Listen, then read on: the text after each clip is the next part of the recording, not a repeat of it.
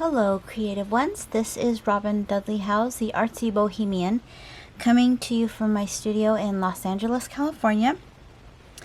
Today I'm going to show you how to make a notebook for a junk journal, and it was inspired by my stamp club that I used to have several years ago, and a friend of mine who would talk to me or show me different projects that she was making for her classroom. She was a teacher for autistic children, and she'd have some really cute ideas sometimes. So I dug out some of my old samples so I could kind of show you what they look like, and I think they're great for the holiday season that we're coming upon for craft shows.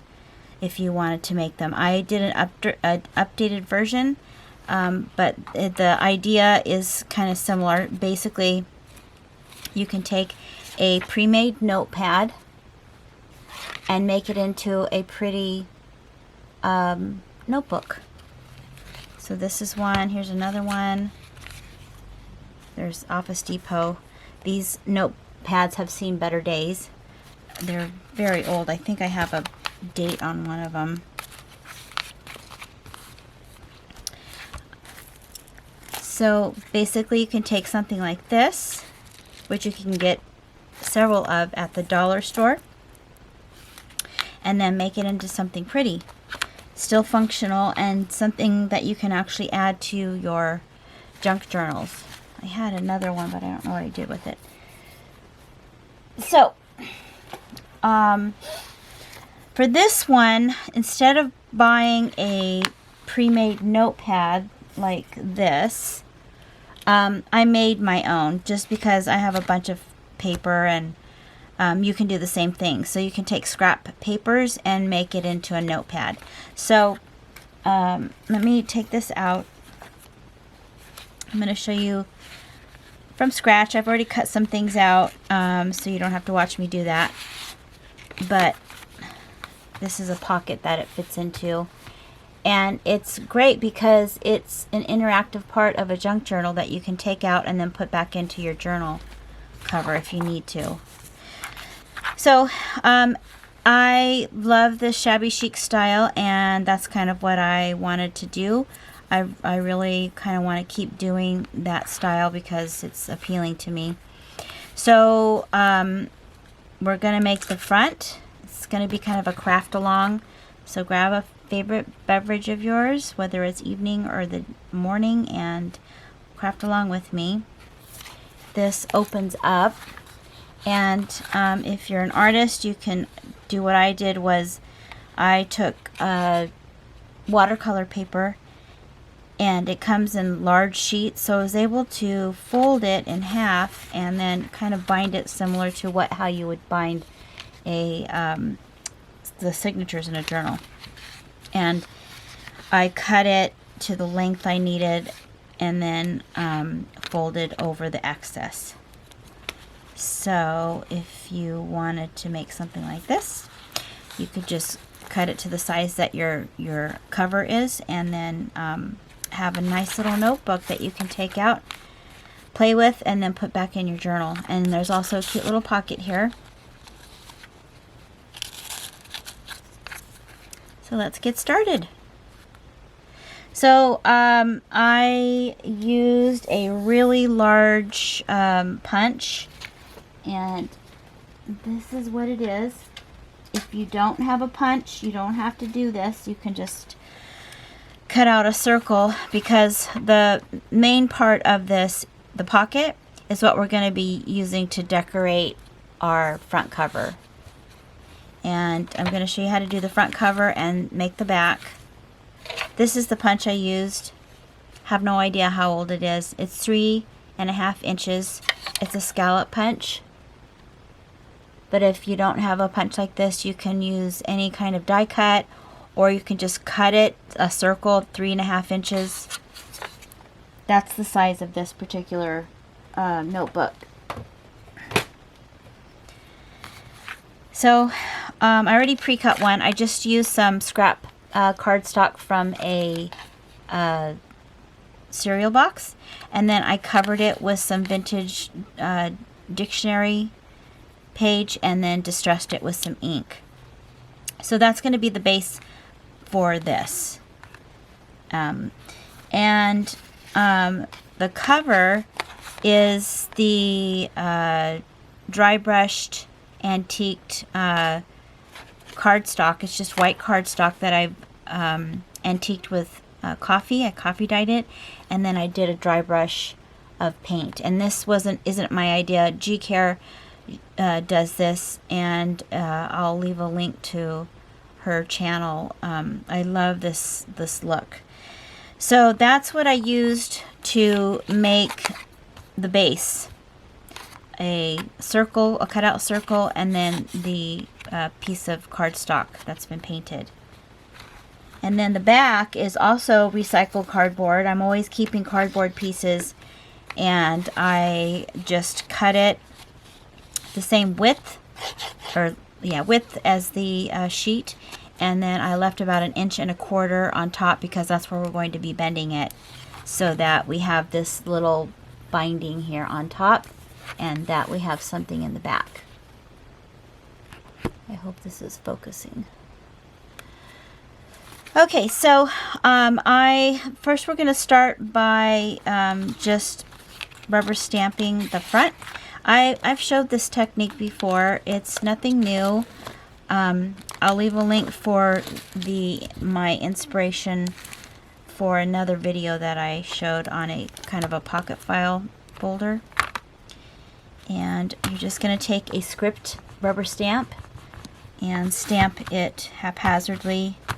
Doesn't need to be perfect.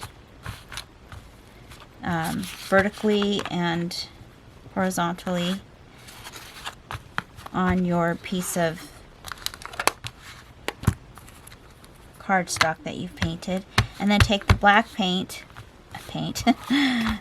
black ink and go over again here. You don't need to, you can just stamp it a couple of times. You don't have to keep putting the rubber stamp on the ink pad. And then I do distress it a little bit more with my sponge and some ink. This is totally personal if you want to do this. You can use a dauber. I just, this is how I've been doing it for years, so this is how I do it. And then I've already kind of folded it at the 1 inch mark, and I'm going to just take my score board, and I'm going to score it at 1/4 inch from the line that I made here. And honestly, this could be whatever you want. For example, on these samples, they go down a little bit lower on the back. So, you know, really all it is to hold the front and the back, the front and the back cover together.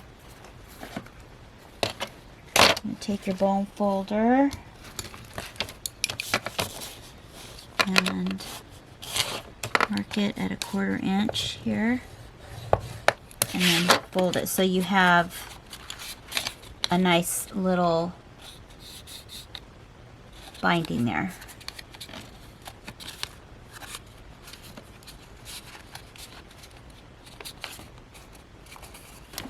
Kind of redo that because I just folded it with my hands, the first one.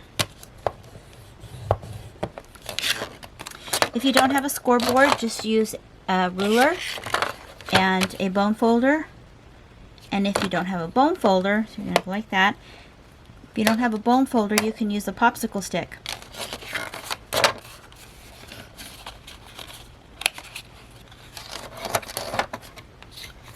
Okay, so now we have this to work with. And I'm going to glue a little bit of this coffee dyed lace that I have. just going to cut it and then tear it.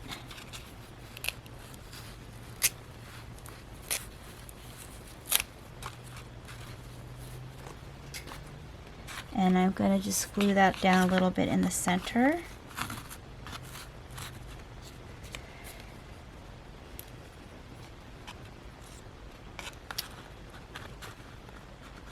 Using fabric tack, which is kind of messy. I have a love-hate relationship, I think, with fabric tack.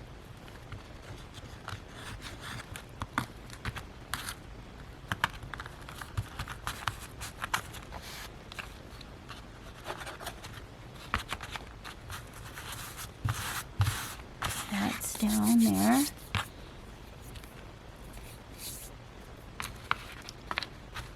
Put this out of the side. So I just kind of want to show you where we're at. So before I put the pocket on, which is the scallop, I glued down a little bit of this coffee dyed lace.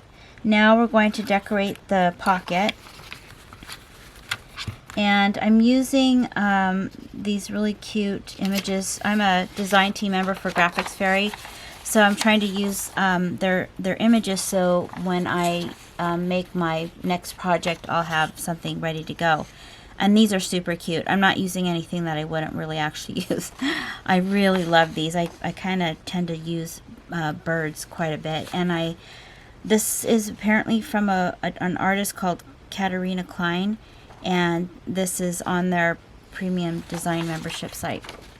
So that's what I used on here. And that's what I'm going to be using for the sample. And I already sewed it, so you can do that. That's optional. I already sewed just haphazardly on here, and I'm going to distress it a little bit with some brown ink.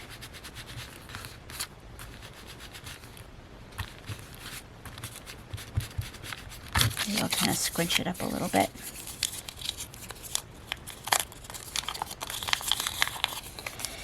And so I sewed this a little bit on just half of it, like a half moon, so that I can keep the pocket open. But I'm not going to do that on this one. And so I kind of put this. So what I do when I'm making a collage is I'll set things down in a way that I think might look good, and then I'll glue them all down once I like it. So since I already did some of this before I shot the video, or yes, before I shot the video, I kind of know where everything's going to go, so you don't have to wait hours for me to figure out what I'm putting down, because it takes some time. So I might put a little bit of this coffee dyed lace on there, and I like that it looks tattered. And I'm just gonna stick that down first. So I'm gonna move this out of the way and just kind of glue this down first. Hope all of you are doing well. I think this would, if you're making stuff for the holiday season, for gifts, or for craft shows, just follow my formula here. Happy to share. And I think they make nice little holiday gifts at the shows. So those go down first, and then I'm gonna kind of put this on a diagonal, and on the original I had added a piece of sewn lace, so I just did a stitch down the center, and I'm going to cut a little bit of that off and put it underneath the, it's going to kind of go like that.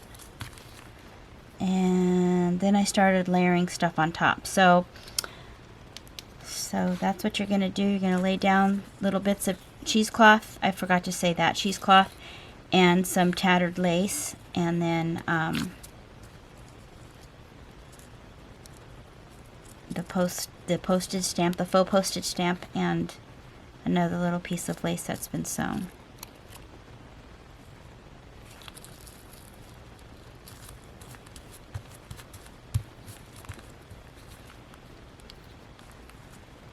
The great thing about this glue is it dries quickly. The bad thing is it dries quickly. So you have to be careful. You have to really know what you're going to be putting down. Otherwise it dries so quick that you don't have time to reposition it if you make a mistake. And so then I took some mother of pearl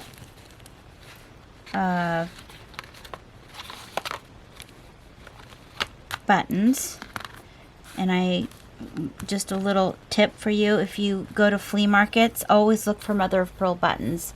You can get really good deals usually at flea markets. Like you can get usually a big jar of them. At least I've been lucky that way.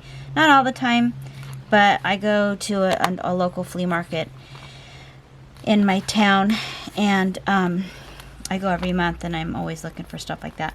So then I just took little snippets of lace. I kind of cut little snippets of lace and tatting, and I made a little bow. And I hope I can find everything, because I kind of try to put everything here. And made a little snippet down here on the corner,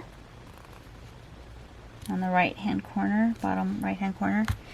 And let's see.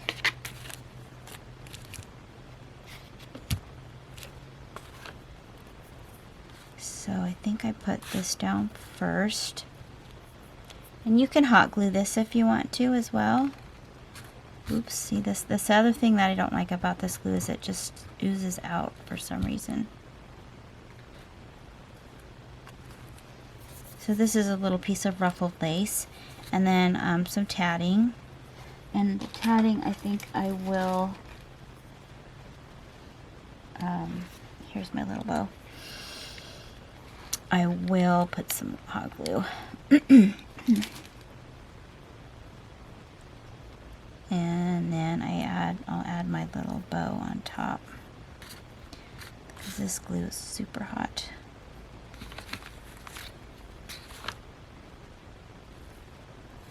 And then I put a button on top of that.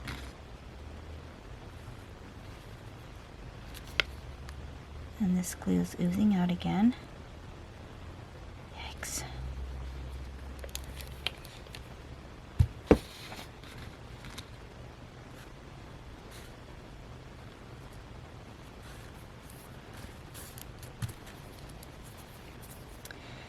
Okay, now I am going to start layering on top of the cover. Put those to the side.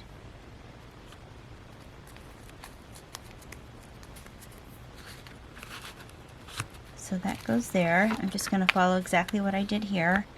This is an applique that I had coffee dyed. It's always nice to have stuff ready. Just have a day where you just dye lots of papers and laces so that you have them.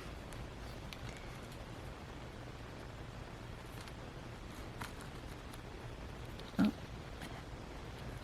Bad thing is I unscrew this and then I forget, and then it kind of squishes out everywhere.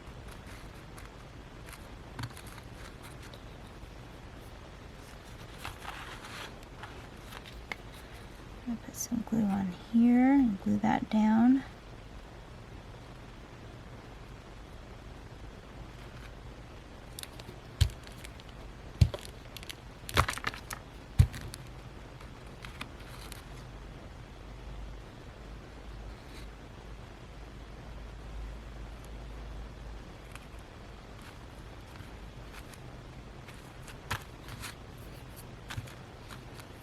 And then add a couple more buttons here. Now that the glue has stuck everywhere on my fingers.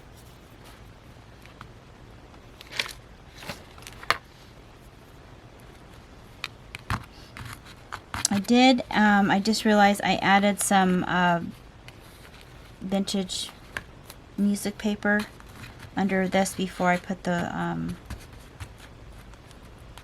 lace down, so I might do that a little bit wherever I can.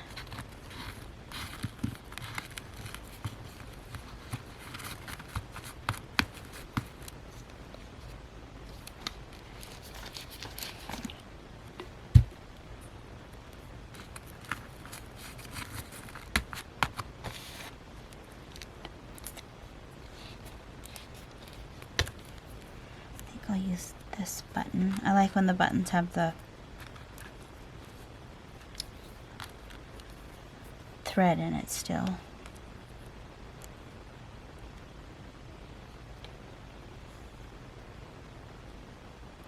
So weird that it's really quiet by my house. It's usually cars and sirens and cats meowing and trains going by. It's almost a full moon.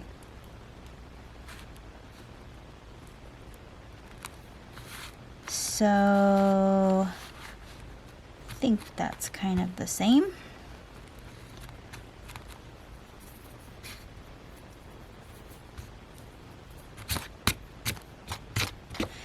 Okay, so we have the cover, and I am going to hot glue just make like a half moon. So I'm just going to hot glue the bottom part of the scallop circle because this is a pocket.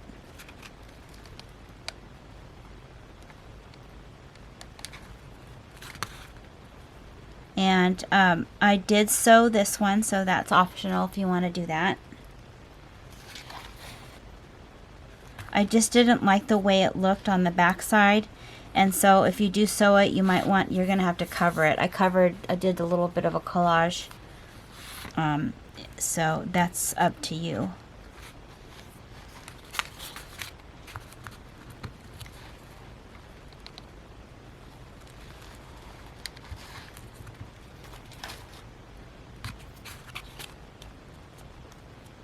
So we have the cover, and then now we're just going to attach the backing and our papers, and we'll be done.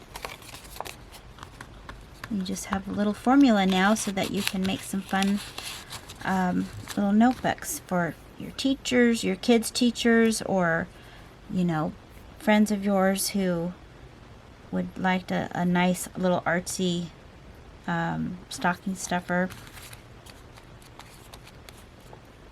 You can use your leftover papers and fabrics and laces. So all I did was glue this, and I just made it the exact size as the front cover. So I'm gonna use, actually I think I used tacky glue on the original, but because I'm videotaping it and to make it glue quicker, I'm going to use hot glue because I'm going to need to have it done for the binding. If you add hot glue, it just makes it really bulky. Just FYI. Not really bulky. I mean, it's not that bad. So you have your cover. And then I already cut out the paper. I have some watercolor paper here that I cut out, and it's really big watercolor paper.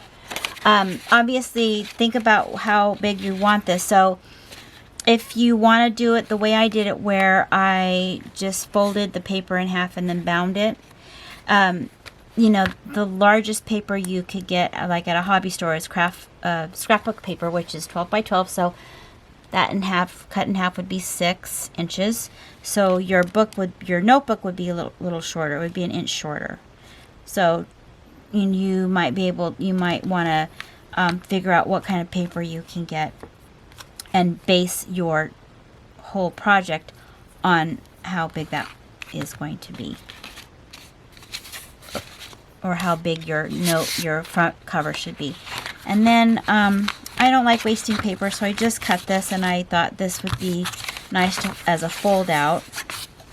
So each signature is going to have a fold out like this.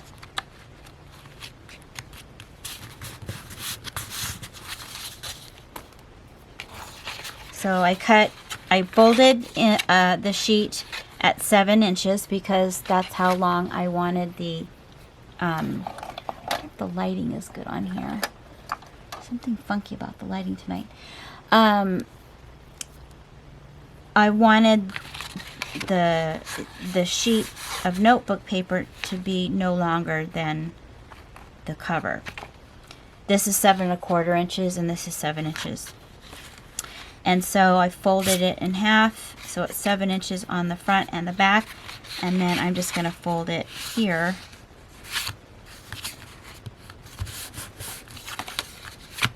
And do one more. I only did 3 sheets because it makes it pretty bulky once you start adding other signatures in the junk journal.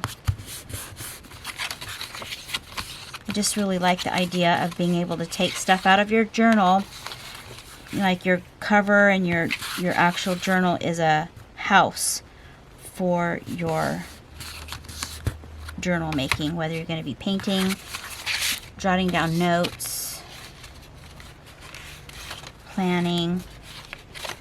So I just stuck them all in together like this, and it's going to go right here. It's going to fit right in there like that. Isn't that cute?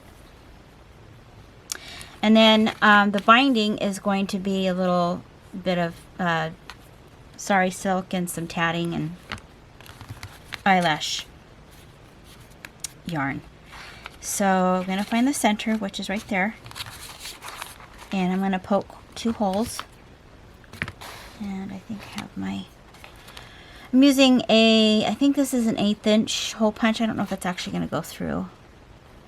I might have to punch it first with yeah, it's too hard, with my awl. And I think it's right here. You can measure this if you want to.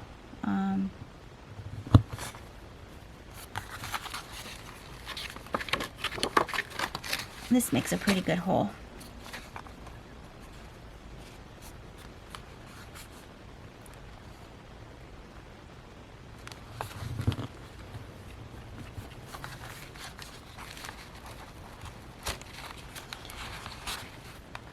And I already cut some sari silk here, and get a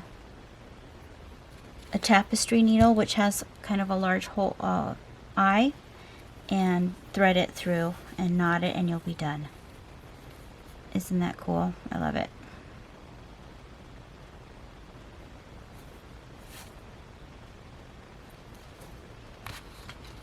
I'm going to start on the outside.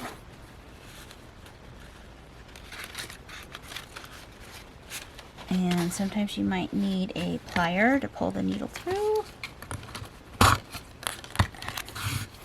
And then go on the inside and then back out through the outside. And you're done. If you want to add extra goodies like I did, I put another piece of eyelash trim on here, on the bow, and a little bit of tatting. And you have these cute little mini notebooks that have pockets in them, and you can just slip them right into a pocket in your junk journal. I'll show you that again before I close this out.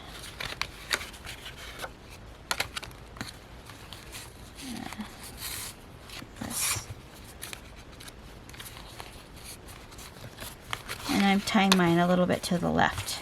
I just like the way it looks.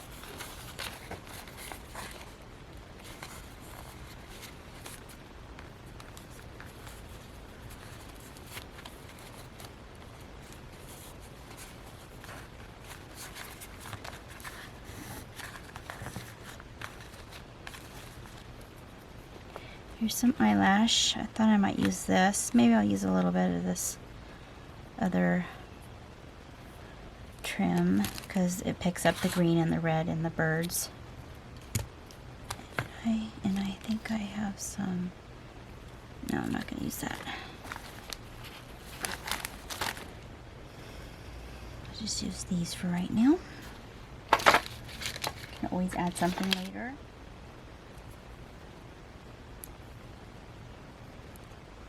So I'm going to add this eyelash trim.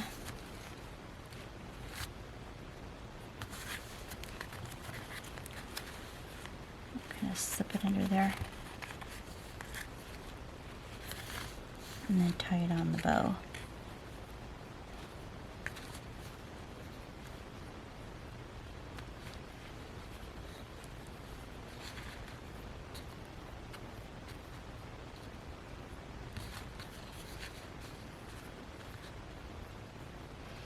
Hope you found some value in this project. I think it, like I said, it'll be a great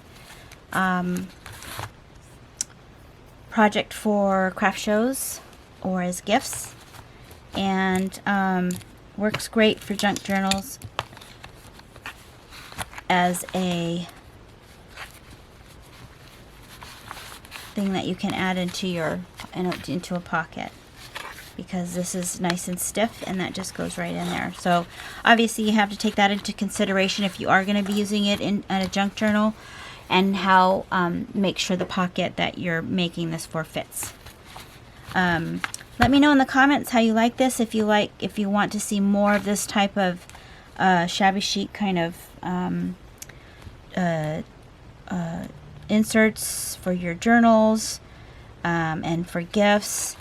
And I really thank everybody for watching my videos. I'm almost at 4,000 I think now, which is awesome, and I just hope to keep growing and giving you value to the videos that you're watching from me. So I will see you in the next video, and please subscribe to my channel and check the links below for other tutorials similar to this, and to take a look at my art retreat that I'll be teaching at in Idaho next May. See you in the next video.